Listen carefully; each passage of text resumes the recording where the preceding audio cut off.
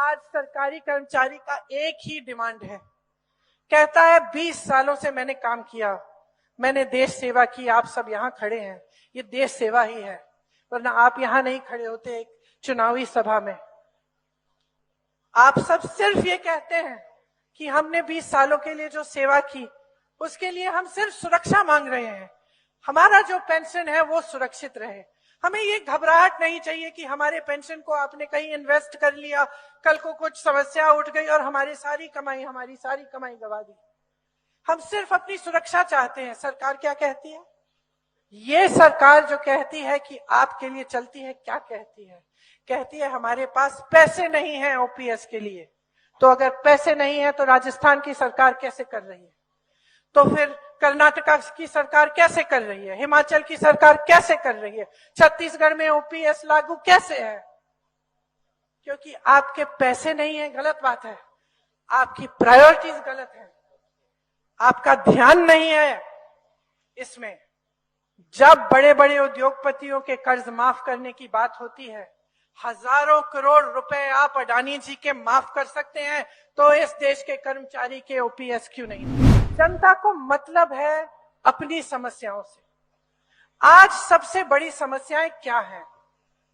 महंगाई है, बेरोजगारी है, शिक्षा की सुविधाएं, स्वास्थ्य की सुविधाएं।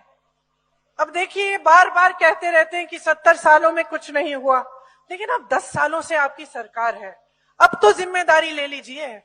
10 सालों से आपने इंदौर में कौन सा विश्वविद्यालय खोला है, कौन सा मेडिकल कॉलेज खोला है? मध्य प्रदेश में हजारों स्कूल बंद हो गए हैं। जब लोग गांव से यहाँ शहरों में पलायन करते हैं, वो इसलिए करते हैं क्योंकि वहां अपनी सुविधा दी नहीं है। तो आप 18 सालों से इस प्रदेश में आपकी सरकार है, 10 सालों से केंद्र में आपकी सरकार है। तो अगर ठीक है, आप कह रहे हैं कि किसी ने आपसे पहले कुछ किया ही नहीं, ये छोड़ देते हैं हम बात की आईआईटी हो, आईआईएम हो, एम्स हो, सब पंडित नेहरू के समय से है, छोड़ देते हैं हम बात। हम कहते हैं चलो मान लिए किसी ने कुछ नहीं किया, आपसे पहले जितने भी लोग आए वो सब बेकार थे, किसी ने कुछ नहीं किया। आपने क्या किया है? अब आपके सामने एक चुनाव है, आप चुनिए। आपको 5 साल और इन्हें मौका देना है कि आपका अत्याचार बढ़े, आप पे अत्याचार बढ़े, बेरोजगारी बढ़े, महंगाई बढ़े और आप आगे न बढ़ पाए।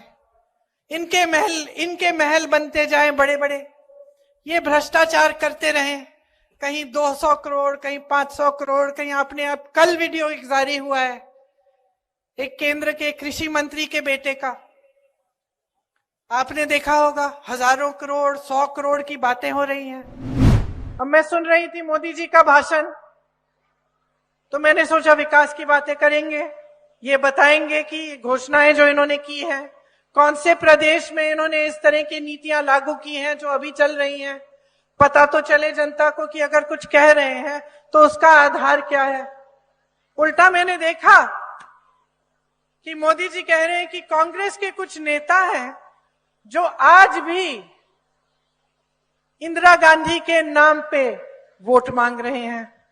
तो मैंने सोचा अरे ये तो मोदी जी मेरी बात कर रहे हैं, मुझसे नाराज हो गए। और मैं सोच रही थी कि मोदी जी आप तो 24 घंटे हर भाषण में पंडित नेहरू का नाम लेते हैं, हर भाषण में पंडित नेहरू का नाम लेते हैं। 1-2 बार मैंने भी सोचा कि मैं इंदिरा जी का नाम ले लूं, तो इसमें कौन सी बुराई हो गई। आगे सुना मैंने भाषण उनका, आगे कहने लगे कि इन कांग्रेसियों का खून खराब है। तो मैंने सोचा कि भाई ये मोदी जी ने पैथ लैब्स कब से खोल दी कि खून का टेस्टिंग कर रहे हैं। अगली बार बुखार चढ़ेगा तो मैं मोदी जी के पास भेज देती हूं। लेकिन मन में देखिए मजाक एक तरफ है, मन में ये बात आई कि आप प्रधानमंत्री हैं, आपके पद की एक गरिमा है। अगर किसी का दायित्व है कि सार्वजनिक जीवन में जो चर्चा परिचर्चा का स्तर है उसे ऊंचा रखना है, तो ये प्रधानमंत्री का ही दायित्व होता है, बड़े बड़े नेताओं का होता है। कि चुनाव का समय है, जनता को इससे कोई मतलब नहीं है कि हमारे खून में क्या है क्या नहीं है, वो टेस्ट रिजल्ट बता देगा हमारा। जनता को मतलब है अपनी समस्याओं से।